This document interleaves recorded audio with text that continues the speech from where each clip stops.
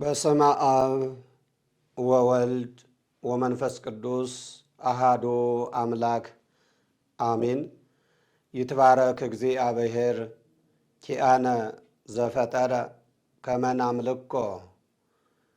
የተወደዳችሁና የተከበራችሁ ሊቃውንተ ቤተ ክርስቲያን አባቶቼ ካህናት፣ ላእካነ ምስጢር ወንድሞቼ ዲያቆናት፣ የተወደዳችሁና የተከበራችሁ አባቶች፣ እናቶች፣ ወንድሞች፣ እህቶች እንዲሁም በማደግ ላይ ያላችሁ ሕፃናት የማህበራችን የማህበረ ተዋሕዶ ዘኦርቶዶክስ አባላት በዓለም ዙሪያ ያላችሁ ኦርቶዶክሳውያን እናመልከው ዘንድ በፈጠረን በኃያሉ በልዑል እግዚአብሔር ፍጹም ሰላምታ በያላችሁበት ሰላም እላችኋለሁ።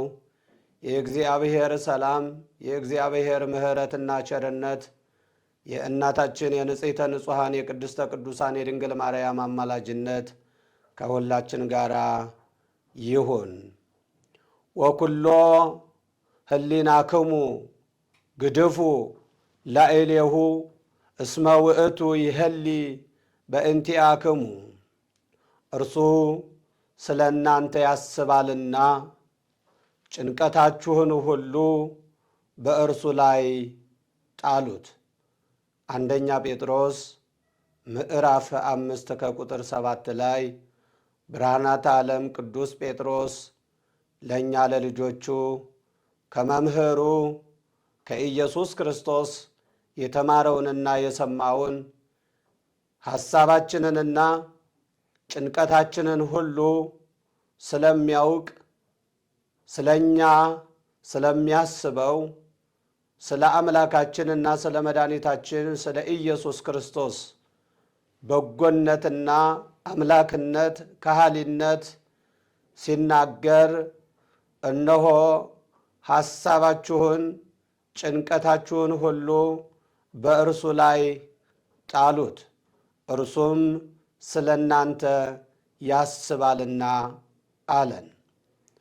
አምላካችን መድኃኒታችን ኢየሱስ ክርስቶስ ስለ እኛ ስለ ልጆቹ የሚያስብ አስቀድሞ የሰው ልጅ እኛ ልጆቹ የሚያስፈልገንንና የሚጠቅመንን ነገር አስቀድሞ ያዘጋጀ የሚጠቅመንንና የሚጠቅመንን የሚረባንን የሚያስፈልገንን ነገር አውቆ የሚያዘጋጅ የሚሰጥ አምላካችን መድኃኒታችን ኢየሱስ ክርስቶስ ነው።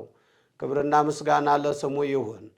ጌታችን መድኃኒታችን ኢየሱስ ክርስቶስ በማቴዎስ ወንጌል ምዕራፍ 6 ቁጥር 25 ላይም ሲናገር ኢትተክዙ፣ አትጨነቁ፣ አታስቡ፣ ይህ ሁሉ ለእናንተ የሚያስፈልጋችሁ ሁሉ እነሆ በእኔ ዘንድ አለ። ስለምትበሉት ስለምትጠጡት አትጨነቁ፣ እንዲሁም ስለምትለብሱትም አትጨነቁ። እነሆ ከአራቱ ባሕርያተ ሥጋ ባሕርያተ ሥጋን የሥጋን ባሕሪ የፈጠርኩ ከሦስቱ ባሕርያተ ነፍስ ነፍስን ካለችበት ያመጣው እነሆ ከነፍስ ይልቅ ለሥጋችሁ አትጨነቁ፣ ሥጋችሁ ይልቅ ስለምትለብሱት ነገር አትጨነቁ። ነፍስን ያመጣው ሥጋንም ከደም ጋር አዋህጄ ነፍስና ሥጋን ያዋሃድኩ እነሆ ለነፍስና ለሥጋችሁ የሚሆነውን ነገር ሁሉ እኔ አደርግላችኋለሁ፣ እሰጣችኋለሁ። ለሥጋ የሚሆነውን ልብስን ነፍስን የፈጠርሁ ሥጋንም ከደም ጋር አዋህጄ ነፍስን ያዋህድኩ ለምትለብሱት ለምትጠጡት ነገር አትጨነቁ፣ ይህ ሁሉ ከአባታችሁ ዘንድ ይሰጣችኋል በማለት ስለምንጨነቅበት ነገር ሁሉ ስለ እኛ የሚያስብ አስቀድሞም ለእኛ የሚጠቅመውን ነገር ያዘጋጀ አምላካችን መድኃኒታችን ኢየሱስ ክርስቶስ እንዳንጨነቅ ይህንን አበክሮ ይነግረናል። መጨነቅ ማለት ከልክ ያለፈ ሐሳብና ቅጥ ያጣ ሐሳብ፣ ማስተዋል የጎደለው ማስተዋል ያልታከለበት ሐሳብ ነው ጭንቀት የሚባለው። ስለዚህ ስለ ነገ ስለ ነፍሳችን እንጂ ስለ ነገ ብለን ለስጋችን ስለምንበላው ስለምንጠጣው ነገር መጨነቅ የለብንም። አዎ ለነፍሳችን የሚጠቅመውን የሚረባውን አምላካችን መድኃኒታችን ኢየሱስ ክርስቶስ ሰውን ከመፍጠሩ በፊት አስቀድሞ በዕለተ ሰሉስ የምንመገበውን በዕለተ ረቡዕም ከእንስሳት ወገን የምንመገበውን አስቀድሞ አምላካችን መድኃኒታችን ኢየሱስ ክርስቶስ ለእኛ አዘጋጅቶልናል። አዎ ክርስቲያኖች ሐሳባችንን ሁሉ ጭንቀታችንን ሁሉ በእርሱ ላይ እንጣለው። እናንተ ሸክማችሁ የከበደ ወደ እኔ ኑ እኔም አሳርፋችኋለሁ አይደለም ያለን? የእግዚአብሔር ዓይኖቹ ወደ ጻድቃን ጆሮቹም ወደ ጩኸታቸው ነው በማለት ነቢየ እግዚአብሔር ይነግረናል። እስመ አዕይንቲሁ ለእግዚአብሔር ኀበ ጻድቃኑ ወሕዝኑ ኀበ ስእለቶሙ የዳዊት መዝሙር 34 ቁጥር 14 ላይ የተጻፈ ኃይለ ቃል ነው። የእግዚአብሔር ዓይኖቹ በ40ና በ80 ከሥላሴ ለተወለዱ ከአብራ ከመንፈስ ቅዱስ ከማኅፀነ ዮርዳኖስ ልጅነትን ላገኙ ልጆቹ የሆኑ ጻድቃን የሚያምኑ ብፁዓን የሆኑ ቅዱሳን የሆኑ ከእግዚአብሔር ልጅነትን ያገኙ በእግዚአብሔር አባትነት ያመኑ ቅዱሳን ጻድቃን ይባላሉ። ከዚህ ዓለም ኃጢአት የተለዩ ሰማያዊውን ሀገርና የእግዚአብሔርን እውነተኛ መንገድ እውነተኛ ሕግ የጠበቁ ብፁዓን ንጹሐን ቅዱሳን ጻድቃን ይባላሉ። ስለዚህ የእግዚአብሔር ዓይኖቹ ወደ ወዳጆቹ ወደ ጻድቃን ናቸው። ጆሮቹም የጻድቃኑን ጩኸት የምዕመናንን ጩኸት የክርስቲያኖችን ጩኸት ይሰማሉ፣ ያዳምጣሉ፣ ይመልሳሉ። እግዚአብሔር ለወዳጆቹ እግዚአብሔር ለጻድቃን ለእኛ ለልጆቹ ያዘጋጀውን የሚጠቅመንና የሚረባንን ሁሉ ያደርግልናል። ማመን ከኛ ይጠበቃል። ተስፋችን እግዚአብሔር ሊሆን ይገባል። መጨነቅ ሳይሆን እነሆ ጭንቀታችንን ሁሉ ለእርሱ አሳልፎ በመስጠት በጾም በጸሎት በመግባር በሃይማኖት ጸንተን መገኘት ያስፈልገናል። ስለዚህ እግዚአብሔር ስለኛ የሚያስበው የአስቦም የሚያስፈልገንን ነገር የሚሞላው ስንከተለውና ሕጉን ስንጠብቅ አባት ሆይ ብለን ስንጣራ ነው። ትሕትናን ገንዘብ በማድረግ በፍቅር በመኖር ከጥላቻ በመራቅ እግዚአብሔርን ወዳድ በመሆን በመታመን ስንኖር እግዚአብሔር ለልጆቹ ያዘጋጀውን የሕይወት መንገድ ለእኛ ይሰጠናል። የሚጠብቀን እርሱ ነው። ከክፉ ነገር ይጠብቀናል። ከረሃብ ከሸነፈር ከጦርነት ሁሉ እግዚአብሔር እኛ ልጆቹን ይጠብቃል። የእግዚአብሔር ዓይኖቹ ወደ እኛ ስለሆኑ እግዚአብሔር ዓይኖቹን ከእኛ አይነቅልም። የእግዚአብሔር ዓይኖች አይከደኑም። የእግዚአብሔር ዓይኖች አያንቀላፉም። የእግዚአብሔር ጉልበቶች አይደክሙም። እግዚአብሔር ኃያል ነው። እግዚአብሔር እኛ ልጆቹን ይጠብቃል። ከእኛ ከልጆቹ ግን የሚጠበቅ ክርስቲያኖች እውነተኛ ክርስቲያን መሆን ያስፈልገናል።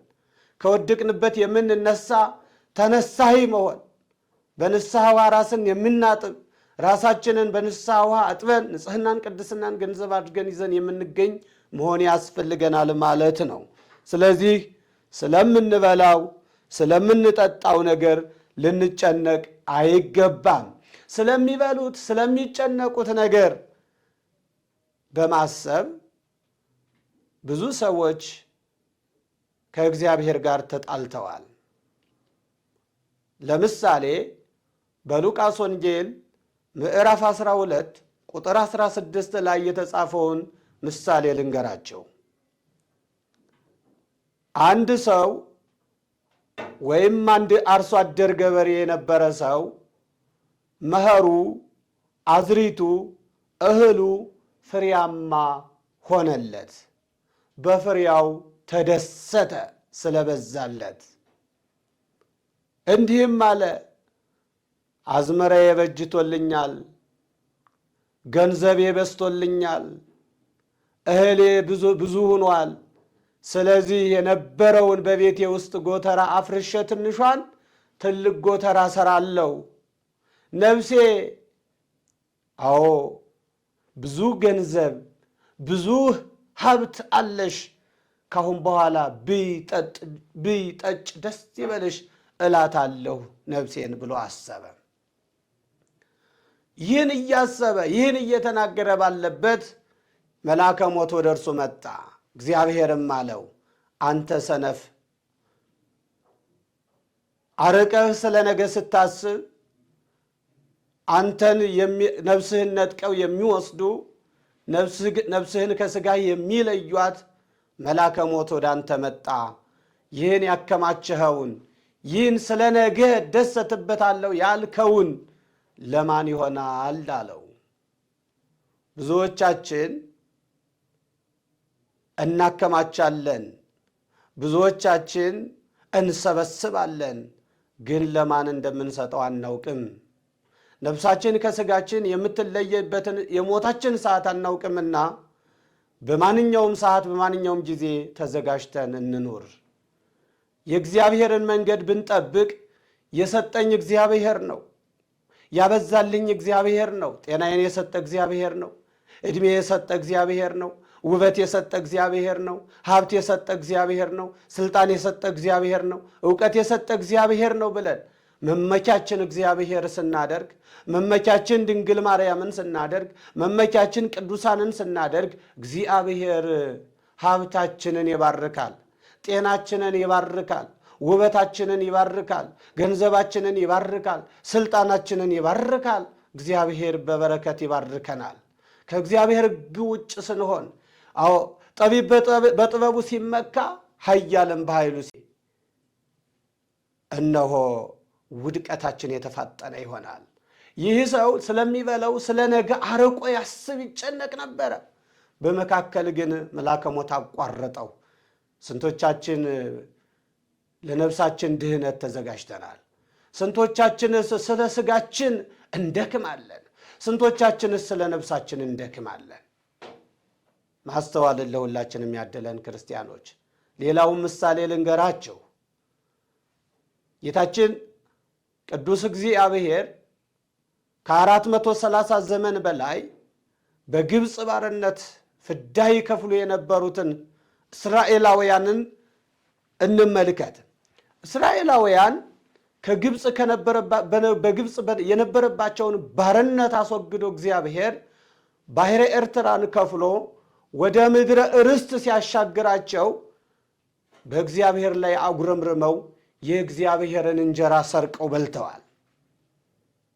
አርቆ ማሰብ፣ ስለ ነገ መጨነቅ ከእግዚአብሔር ጋር እንድንጣላ፣ እግዚአብሔርን እንድናሳዝን፣ በእግዚአብሔር ላይም እንድናምፅ ያደርጋል።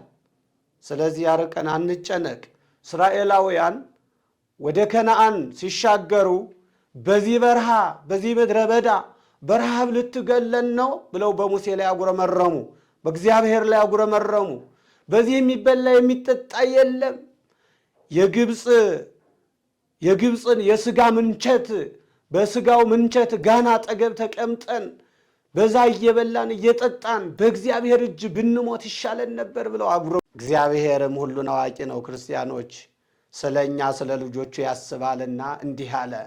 ለሙሴ እንዲህ አለው፣ ሙሴ ይህ ሕዝብ በሕግ መሄድና ወይም አለመሄዱን ይህን ሕዝብ እፈትነዋለሁ አለው። እግዚአብሔርም እስራኤላውያንን ፈተናቸው፣ እንዲህም አላቸው፣ አዎ በማለዳ የበረዶ ግግር መሬቱን ይሞላዋል፣ እዛም ላይ እንጀራችሁን አወርዳለሁ፣ እያንዳንዱ ለየዕለት ይልቀም አለ። እግዚአብሔር ከሰማይ መናን አወረደላቸው። ሁሉም ተነስተው የየቀኑን እየለቀሙ ይበሉ ነበረ። ግን በስድስተኛው ቀን ወይም በዕለተ ዓርብ ማለት ነው ሁለት እጥፍ ሆኖ ይውረድ አለ እግዚአብሔር። ለዕለተ ቅዳሜ የሚሆነው ምግብ በዕለተ ዓርብ እጥፍ ሆኖ ይወርድላቸው ነበረ። እስራኤላውያን ግን ነገ ከሰማይ መና ባይወርድ የምንበለው ባናገኝ ይርበናል፣ እንራባለን፣ እንጠማለን ብለው የእግዚአብሔርን እንጀራ ከተፈቀደላቸው ውጭ ሰበሰቡ። ይገርማል። ምግቡ ግን አልተመገቡትም፣ ሸተተ። ኦሪት ዘጸአት ምዕራፍ 16ን ተመልከቱ ክርስቲያኖች፣ ከቁጥር 4 ጀምራችሁ አንብቡት። ዛሬም እግዚአብሔር በሌለበት፣ ዛሬም በእግዚአብሔር መንገድ ያልሆነ ገንዘብ ብንሰበስብ፣ ብናካብት፣ ብናጭበረብር፣ ብንሰበስብ እግዚአብሔር የእስራኤላውያንን እንጀራ በሕገወጥ መንገድ የሰበሰቡትን እንዳሸተተው የእኛም ገንዘባችን እንሰበስበው ይሆናል እንጂ ለምንም አይጠቅመንም፣ ለምንም ዋጋ አይሆነንም። ነፍሳችንን ያጠፋታል እንጂ ለሥጋም ለነፍስም አይሆነንም። ዛሬ ብዙዎች ይሰበስባሉ፣ ግን በተለያየ መንገድ ማስተዋል ስለተሳናቸው እንጂ መብላትና መጠጣት ገንዘባቸውን፣ ሀብታቸውን አልቻሉም። ግማሹ በኮሌስትሮል፣ ግማሹ በስኳር፣ ግማሹ በግፊት፣ ግማሹ በተለያየ በሽታ መብላት መጠጣት አልቻለም። ጌታ እንደተናገረ ራሱን እየጎዳ ለባዕድ ገንዘቡን እንደሚሰበስብ ሰው እንዳንሆን በወንጌል ነግሮናል። ስለዚህ አርቆ ማሰብ ሌባ፣ ወንበዴ፣ ቀማኛ ያደርጋል፣ ከእግዚአብሔር ጋር ያጣላል፣ ለሞት ለፍርድ ያበቃል። ስለዚህ አርቀን ማሰብ ሳይሆን ሐሳባችንን ሁሉ በእርሱ ላይ እንድንጥል ያስፈልገናል ማለት ነው። አምላካችን መድኃኒታችን ኢየሱስ ክርስቶስ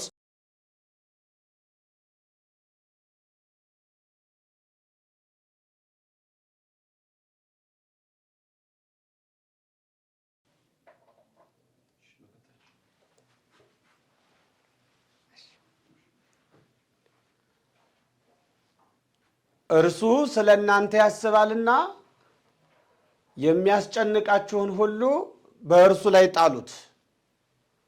ክርስቲያኖች፣ ጭንቀት መፍትሄ ይሆናል? የጭንቀት መፍትሄው ምንድን ነው? የጭንቀት መፍትሄው እግዚአብሔርን መደገፍ ነው። የጭንቀት መፍትሄው እግዚአብሔርን ማመን ነው። የጭንቀት መፍትሄው እግዚአብሔርን በጸሎት መለመን መጠየቅ ነው። የጭንቀት መፍትሄው ፈጣሪን ማወቅ ነው። የጭንቀት መፍትሄው የፍጡርነትን ድርሻ ማወቅ ነው። የጭንቀት መፍትሄው የጭንቀትን መፍትሄ የሚያስወግደውን ጎደሎ የሚሞላውን ሰጥቶ የማያልቅበትን የመለኮትን ኃይል ማወቅ ነው። የእግዚአብሔርን ድርሻ ማወቅ ነው። የእግዚአብሔርን ኃይል ማመን ነው። በእግዚአብሔር ላይ ራስን ማሳለፍ፣ በእግዚአብሔር ላይ ራስን መጣል በእግዚአብሔር ነው። የጭንቀት መፍትሄው ይህ ነው። መጨነቅ ለውጥ አያመጣም። መጨነቅ ለውጥ እንደማያመጣ እርሱ ራሱ መድኃኒታችን ኢየሱስ ክርስቶስ በዘመነ ሥጋዌው በምድር ሆኖ በሚያስተምርበት ሰዓት በሉቃስ ወንጌል ምዕራፍ 6 ቁጥር 27 ላይ እንዲህ ብሎናል። ከእናንተ መካከል ተጨንቆ በቁመቱ ላይ አንድ ክንድ መጨመር የሚቻለው ማን ነው? ከቁመቱ ላይ መጨመር የሚችል ሰው አለ? አንድ ክንድ፣ አንድ ስንዝር መጨመር የሚችል ሰው አለ? ከቁመታችን ላይ ቁመት መጨመር ካልቻልን ከቁመታችን ላይ ቁመት መጨመር የሚችለውን ማመን ያስፈልገናል። ምናልባት ከቁመታችን ላይ ቁመት መጨመር ባንችል በጭንቀት ብዛት ግን አእምሯችንን በሽተኛ ሲሆን በጭንቀት ምክንያት ወፍረን ሊሆን ይችላል። በጭንቀት ምክንያት ልንከሳ እንችላለን። በጭንቀት ምክንያት ራሳችን ልንስት እንችላለን።